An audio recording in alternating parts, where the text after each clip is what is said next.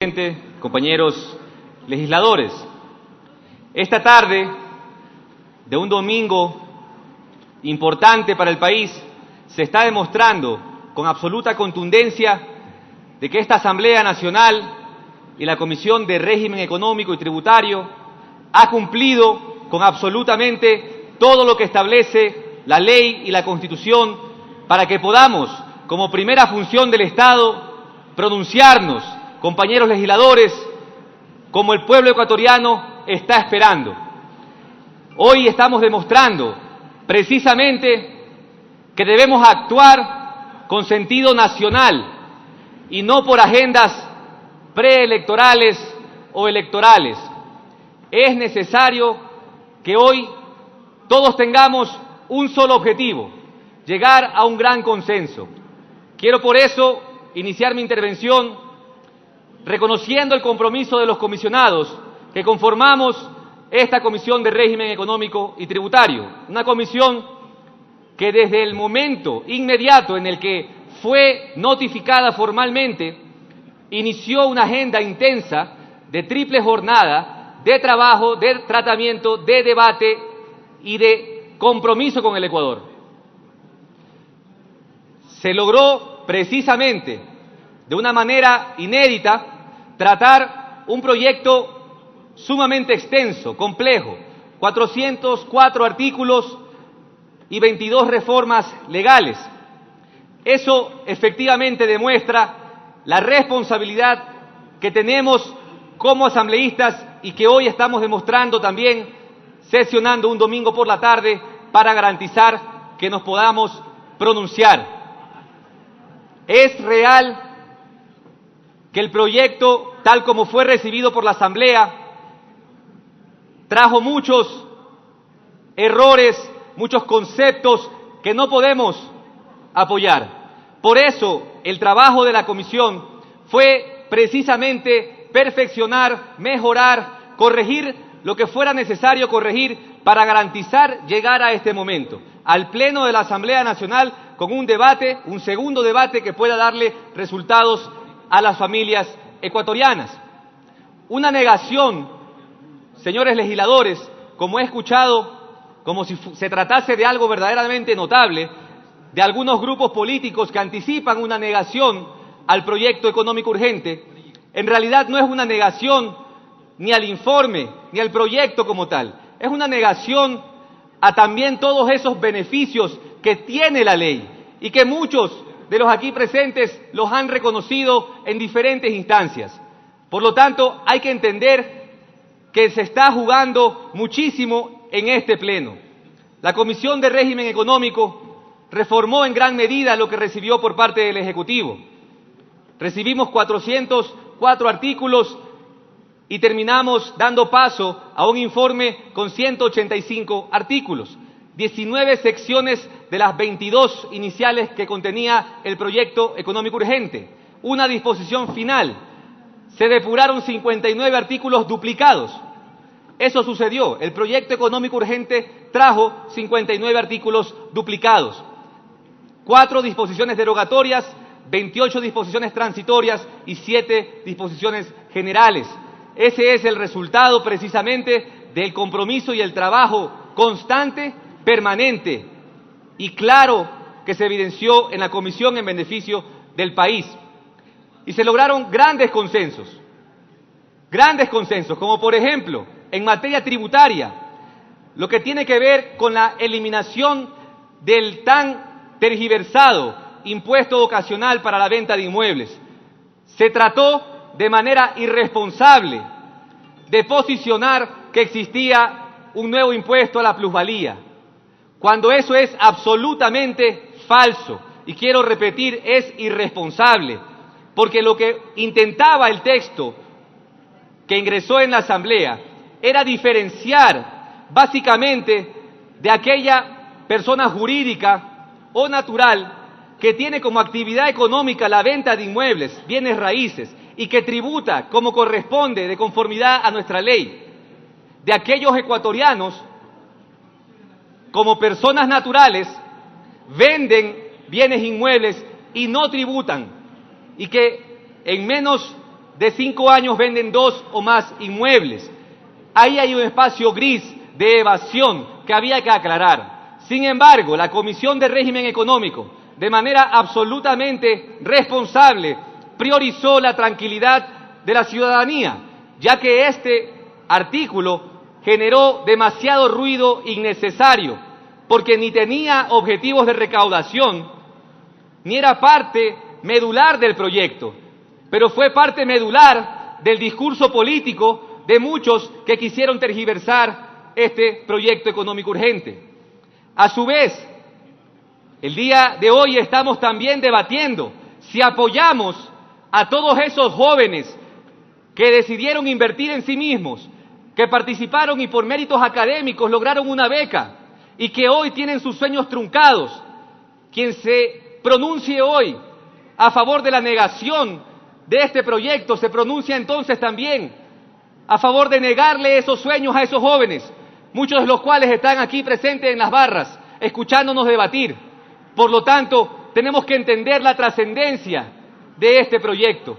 La Comisión de Régimen Económico y Tributario decidió duplicar los tiempos que recibimos por parte del Ejecutivo, porque consideraron los legisladores que no era suficiente 3 meses para acogerse a la remisión de intereses, ni era suficiente 12 meses para iniciar, 6 meses para iniciar la cancelación del convenio de pago. Por lo tanto, se decidió duplicar los tiempos e introducir 6 meses y 12 meses.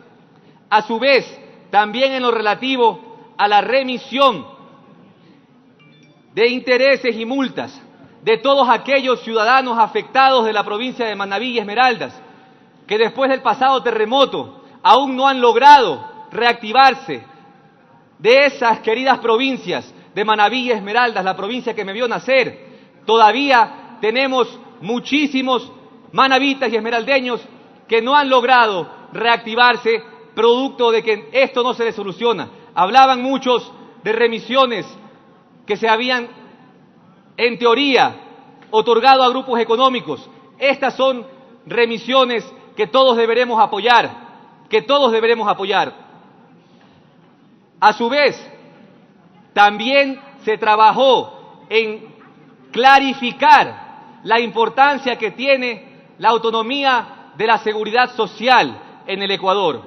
Hubieron muchísimos acercamientos por parte de representantes del ISPOL y de la IFPA, en donde demostraban preocupación por la redacción que vino desde el Ejecutivo. Por lo tanto, la Comisión, de manera mayoritaria, decidió eliminar lo correspondiente a este tema para garantizar que esta Asamblea no va a permitir cambiar o violentar la autonomía de la seguridad social en el Ecuador.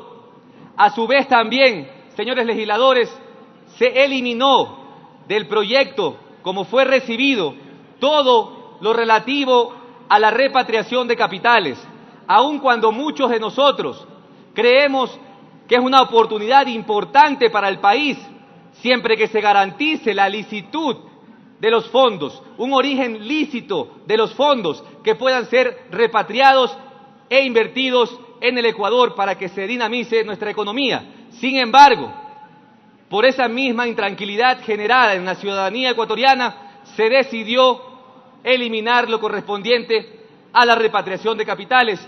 Y quiero decirles algo, compañeros legisladores, en este pleno estamos absolutamente abiertos para recibir todas las observaciones que ustedes puedan hacer en esta sesión para garantizar que el informe tal cual fue enviado a sus correos electrónicos hoy recibe mejoras en este pleno y podemos llegar a un gran consenso en beneficio del país. Así que, insisto, lo que tengamos que agregar o eliminar o perfeccionar a nivel de redacción lo vamos a hacer esta tarde, demostrando una vez más el compromiso que tenemos con el país. Se aclaró absolutamente también lo relativo al impuesto por circulación de vehículos. Nunca se trató de agregar un nuevo impuesto, simplemente se trató de diferenciar la entidad que debe recaudar dicho tributo, y en este caso le corresponde a los gobiernos autónomos descentralizados. Se agregaron textos importantes propuestos por diferentes legisladores, por ejemplo, en materia de nuestros productores, de nuestros agricultores. La asambleísta Ana Belén Marín propuso una iniciativa importante que fue acogida en este informe para que nuestros agricultores tengan una franja exenta de pago de impuestos para todos aquellos que tengan ingresos de hasta $20.000 al año. Una medida importante que va a beneficiar a nuestro agro. A su vez, en materia de banano, ese régimen único, ese régimen simplificado, se mejoró su redacción y se amplió su alcance para el resto de actividades agroproductivas. También se ratificó esa tasa cero del IVA para flores, tractores de hasta 300 caballos de fuerza y para las tiras reactivas para la medición de glucosa y marcapasos. Aquí quiero resaltar una propuesta importante que hemos escuchado en diferentes momentos en este pleno por parte de varios legisladores, en especial del asambleísta Albornoz, para que también las bombas de insulina puedan estar gravadas con cero IVA. Estarán exentos del pago del ICE también los vehículos ortopédicos, vehículos motorizados eléctricos, inscritos en programas sociales, entre otros, una medida que busca precisamente cambiar los patrones de consumo del Ecuador. Como primer paso para desmantelar progresivamente el impuesto a la salida de divisas, se decidió disminuir este impuesto del 5 al 2.5%. Y quiero aquí ser también enfático una vez más. Esta medida, si bien genera una liquidez adicional en la economía ecuatoriana, efectivamente tiene objetivos recaudatorios, porque se elimina a la vez el crédito tributario. Por lo tanto, hay que entender que hoy estamos tratando también la situación económica del país. No podemos dejar de analizar cada una de estas iniciativas impositivas, porque es la responsabilidad que tenemos con el país y con el futuro de nuestras generaciones para que existan oportunidades para todos. Se incluyó también una excepción importante propuesta por el asambleísta Sebastián Palacios, por la asambleísta María Mercedes Cuesta, en relación a los gastos de deducibilidad que se hagan en publicidad, patrocinios para deportistas, para programas de prevención de drogas y también algo muy importante que se escuchó en la comisión, para todo lo que sea relacionado al fomento cultural o artístico.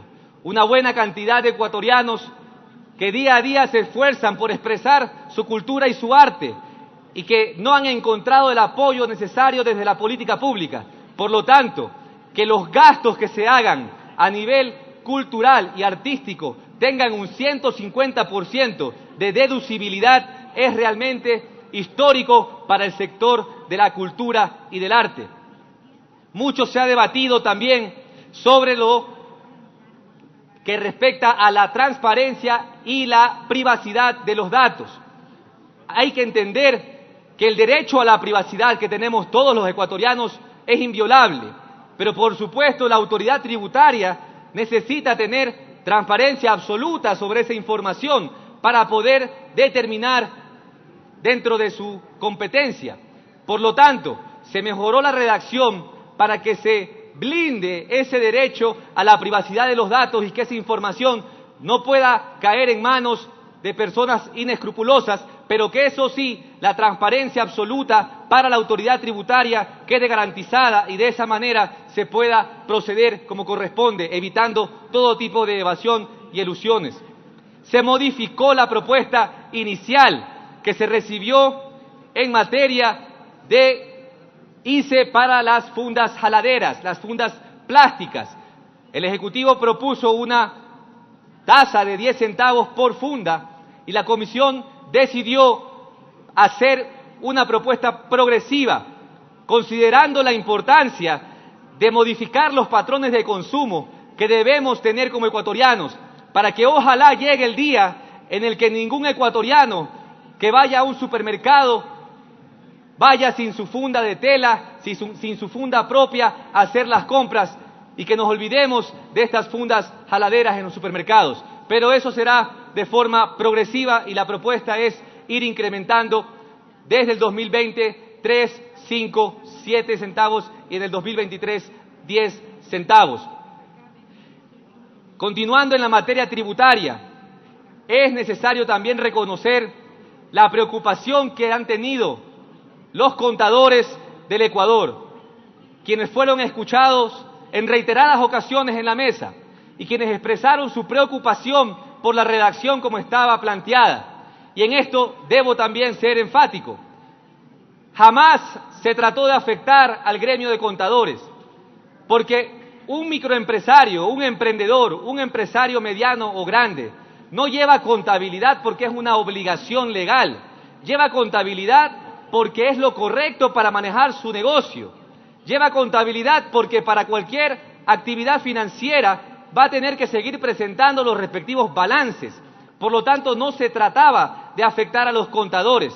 Sin embargo, al haber generado preocupación en este importante sector de nuestra población, se eliminó la parte pertinente que eliminaba la obligatoriedad de llevar contabilidad, porque estamos convencidos que en el Ecuador los emprendedores, los pequeños y medianos y grandes empresarios asumen la contabilidad como una buena práctica para sacar adelante sus negocios y no solamente como una obligación legal. A su vez, se mantiene el articulado para establecer que las personas naturales que tengan ingresos netos mayores a $100.000 no puedan deducir sus gastos personales. Pero aquí se incluyó una excepción importante, que es en materia de salud, porque efectivamente, y en esto debo ejemplificar, una persona que tiene ingresos netos promedio anuales de $131.000 está teniendo alrededor de $450.000 de ingresos brutos. Evidentemente es una situación privilegiada que permite aportar montos alrededor de $3.600 anuales al Ecuador. Sin embargo, ese nivel de ingresos no se puede comparar para una persona que, por ejemplo, pueda tener dentro de su familia un familiar con alguna enfermedad catastrófica. Así que se exceptúa para que en estos casos estos gastos en materia de salud sí sean deducibles. A su vez, también se mantiene la liberación de los aranceles en los productos tecnológicos, algo que es de extrema importancia debatirlo en este pleno. Todos deberíamos estar convencidos de apoyar un Ecuador digital, de disminuir o reducir o minimizar esa brecha digital. 85% de nuestra ruralidad no tiene conectividad. El 50% de los ecuatorianos no tiene conectividad. Esta asamblea ha demostrado un compromiso total con la eficiencia de trámites, por ejemplo, y a la fecha 4.600 trámites ya están digitalizados.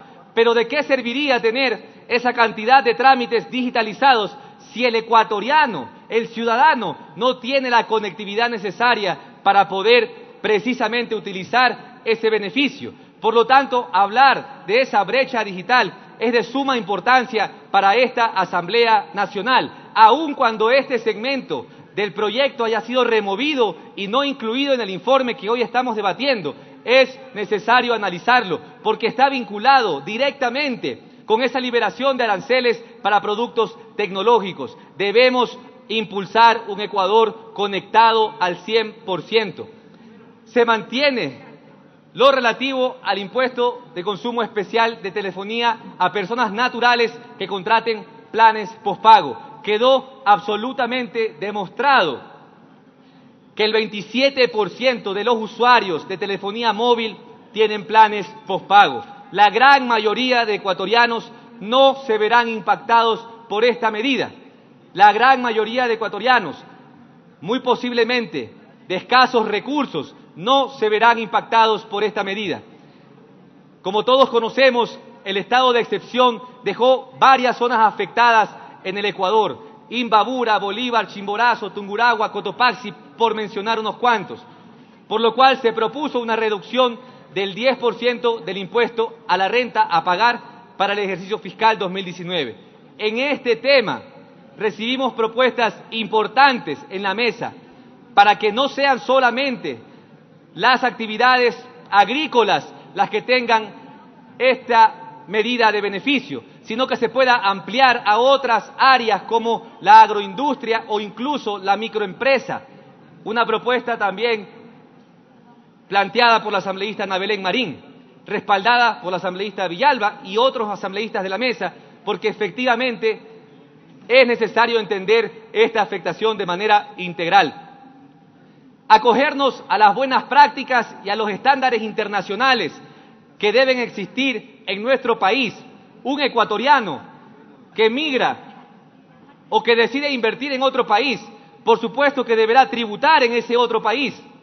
Y eso, a su vez, por convenios internacionales, será deducible aquí, en el Ecuador.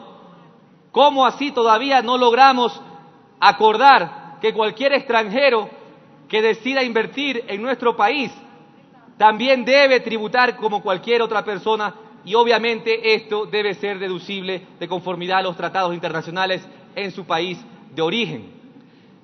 Las empresas que más ingresos tienen, lo hemos dicho con mucha claridad en diferentes ocasiones, las empresas que más ingresos tienen, hoy es el momento de asumir ese compromiso temporal, sensible, solidario con la situación del país. Por lo tanto, se decidió mantener la propuesta del Ejecutivo de la tabla relacionada al impuesto temporal, a la contribución, perdón, porque no es un impuesto, a la contribución temporal de las empresas que estén en estos rangos, de 0 a 1 millón de dólares de ingresos brutos, de 1 millón a 5 millones de dólares tendrán una contribución de 0.10% por 3 años.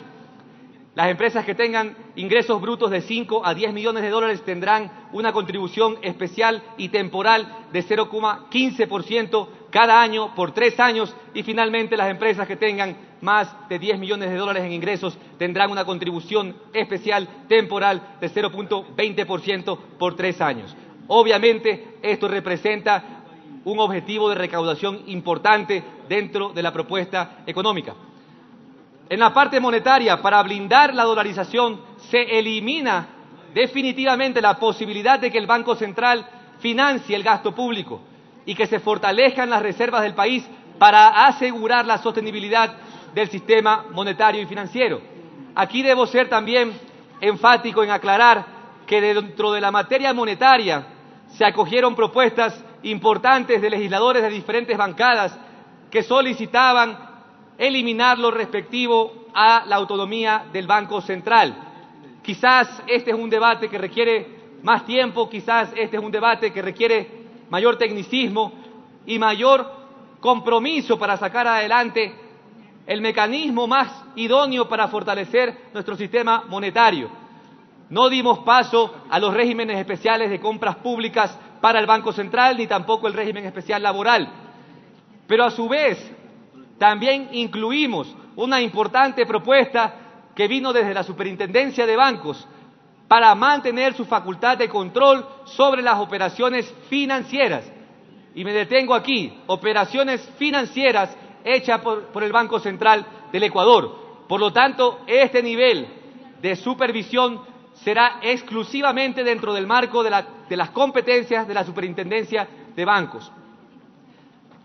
Además, dentro del sistema de gobernanza que fue tan debatido en este pleno y fuera de este pleno, es un consenso general de que debe existir un sistema de pesos y contrapesos.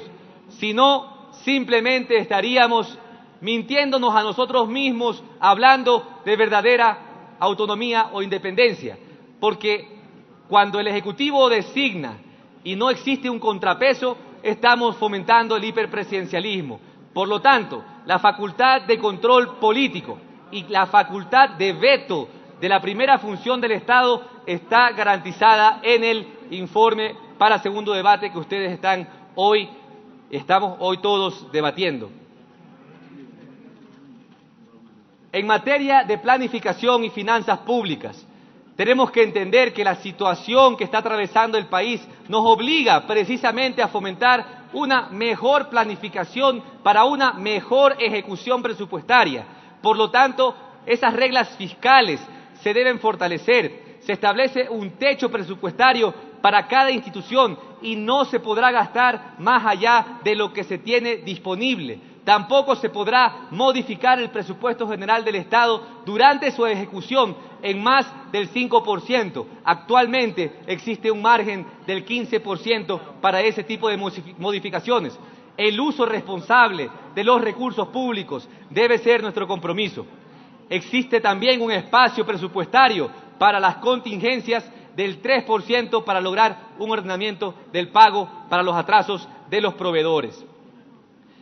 Finalmente, quiero decirles, señores legisladores, que este Pleno tiene toda la capacidad y desde esta ponencia me comprometo a acoger las diferentes observaciones que se han recibido ya, en unos casos por escrito y en otros casos atento a escucharles sus respectivas intervenciones para garantizar que alcanzamos un informe mejorado, que alcanzamos una reforma mejorada, la mejor reforma económica posible para el Ecuador.